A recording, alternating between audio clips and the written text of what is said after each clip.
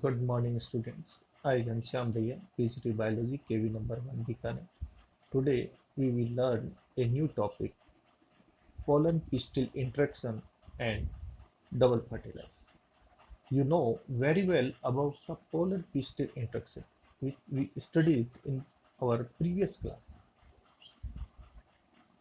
What is the meaning of pollen pistil interaction?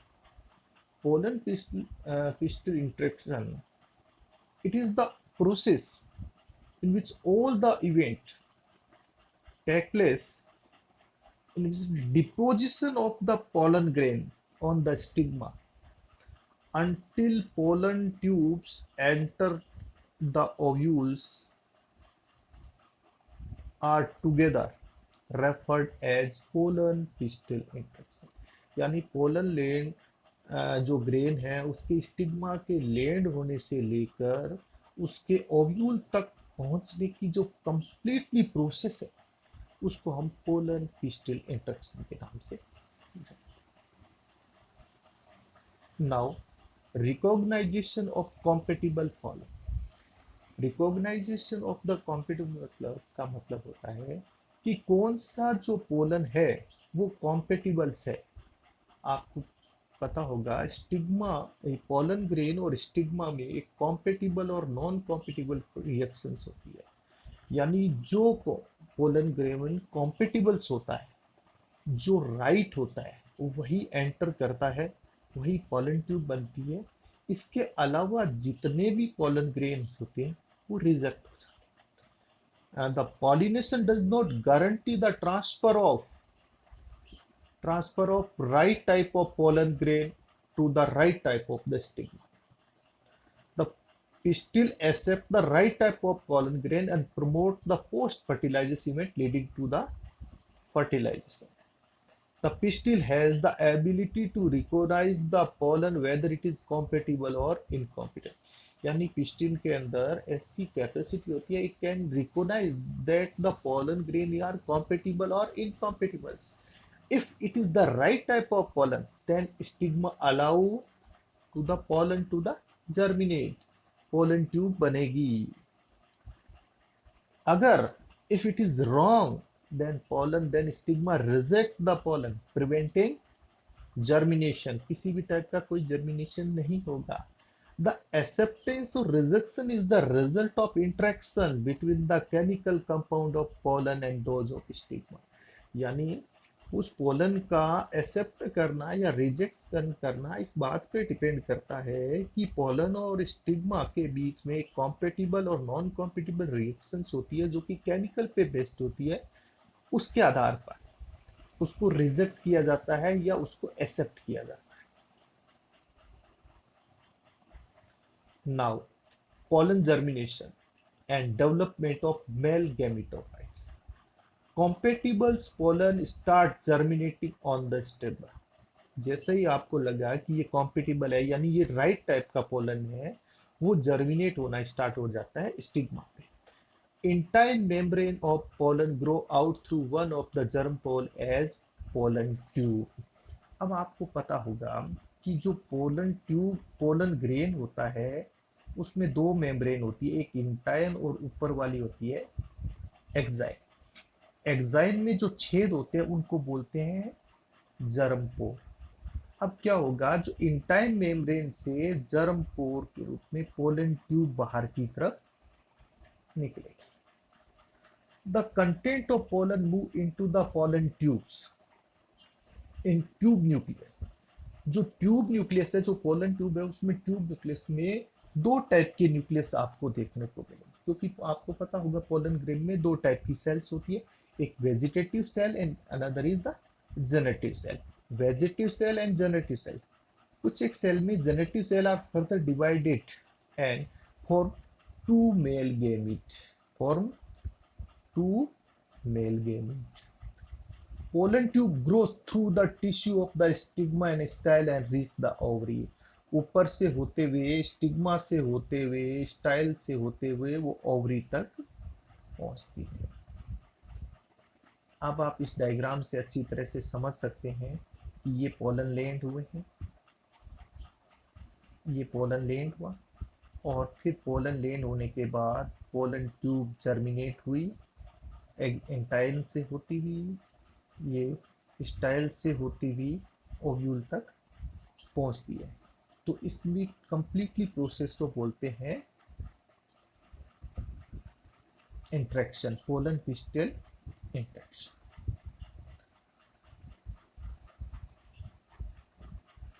Now pollen germination and development of male gamete. In case pollen grain is two-celled stage, two-celled मतलब one is generative and another is vegetative cells. You know, the generative cells divided and form two male gamete inside the pollen tube. Generative cell divide होके दो male gamete बना देती है. In case the pollen grain is in three-cell stage from beginning, pollen tube carry two male gamete and other is vegetative cell. Pollen tube enter into the ovule through micropyle and then into the embryo sac through synergy guided by filiform apparatus. आप जानते होंगे egg cell के चारों synergid cells होती है, उसमें कुछ filiform apparatus होते हैं। तो फिलिफॉर्म एपरेटस होते हैं, वो उसको गाइड करते हैं पोलन ट्यूब को अंदर की तरफ आने के। Now what is the meaning of artificial hybridization? It is the major approach of crop improvement program. इसके अंदर दो प्रोसेस की स्टडी की जाती है, emasculation and begging. What is the emasculation? Emasculation एक ऐसी प्रोसेस है जिसमें किसी भी फ्लावर है, अगर बाइसेक्सुअल फ्लावर है, उसके एंथर को रिमूवल कर दिया जाता है, यानी removal of the anther from the flower buds before the anther dehiscence is called emasculation. अब आप देखेंगे कि एंथर को ही हटा दिया गया। Only desirable pollen grain use for pollination, जो पॉलिनेशन आपको कराना है जिस फ्लावर से, वही किया जाता है। If the female flower is unisex there is no need of the emasculation. अगर फीमेल फ्लावर है, उसमें एंथर है ही नहीं, तो जरूरत ही नहीं है इमेस्कुलेशन। तो emasculation it is the process in which removal of the anther from the flowers buds before the anther dehiscence is called emasculation. Now artificial hybridization. In artificial hybridization, bagging. What is the bagging? After the emasculation flower covered by a bag generally made by butter paper to prevent contamination of its stigma with unwanted pollen. This step is called bagging. अब क्या है, emasculation होने के बाद एक desirable pollen grain गिराने के बाद किसी भी टाइप का कोई कॉन्टामिनेशन नहीं हो, कॉन्टामिनेशन नहीं होने पर उसके चारों ओर एक बैग लगा दिया जाता है, कवर कर दिया जाता है, टैग लगा दिया जाता है। Stigma is protect from contamination from unwanted pollen grain. That process is known as bagging. Now, what is the meaning of double fertilization? You know very well what is the fertilization. Fertilization is fusion of male and female gametes and formation of zygote. That is known as fertilization. Entry of pollen tube into A ovules. अब आप देखें इस diagram में, ये pollen tube अंदर की तरफ, दूसरे ये entry of pollen tube into A ovules, इस टाइप से बढ़ते हुए ये माइक्रोपाइल रीजन से अंदर की तरफ गिरेगी।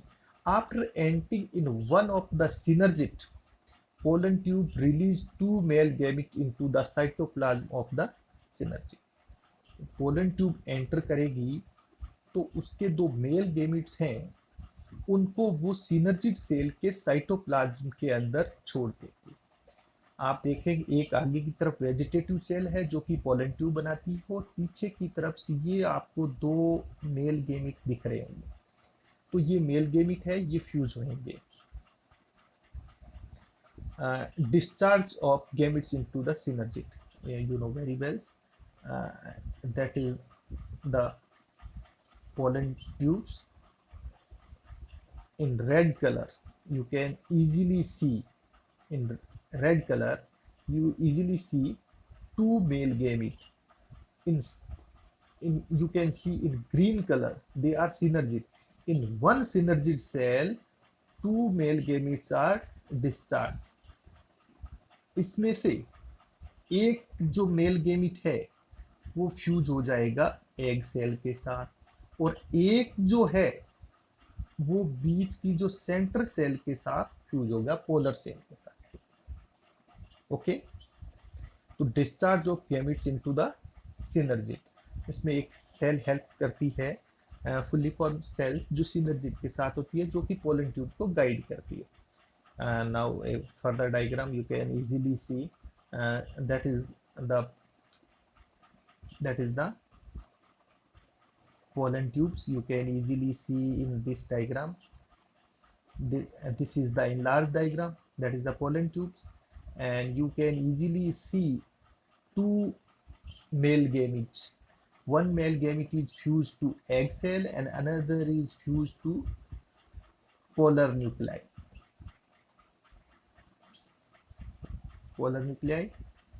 And one is fused to egg cell. So in this process you can see two type of fertilization, so that's why it is known as double fertilization. What is the meaning of double fertilization? One of the male gamete fused with egg cell to form a diploid zygote. It process is also known as syngamy. The second male gamete fused with the two polar nuclei. This produces a triploid primary endosperm nucleus. This is called triple fusion. इसमें क्या बनेगा? एक triploid. आपको पता है polar nuclei थी, वो diploid थी, उसके साथ एक एग सेल और मिल गया, तो क्या बना? 3n, यानी ट्रिप्लोइड बना. इसको PEMB कहते हैं.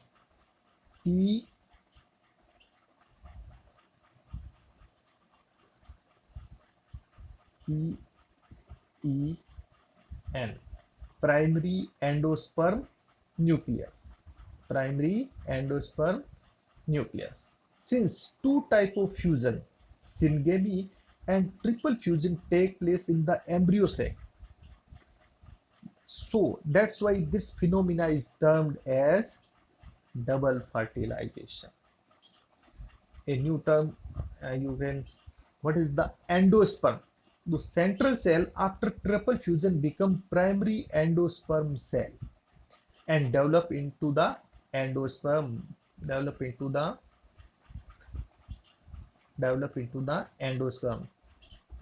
ये न्यूट्रिशन की सप्लाई करता है. जैसे ही एम्ब्रियो का डेवलपमेंट होगा, जाइगोट से एम्ब्रियो बनेगा, उनको न्यूट्रिशन का काम कौन करता है? एंडोस्पर्म. एंड जाइगोट किस में डेवलप हो जाएगा? इन एम्ब्रियो. थैंक्स.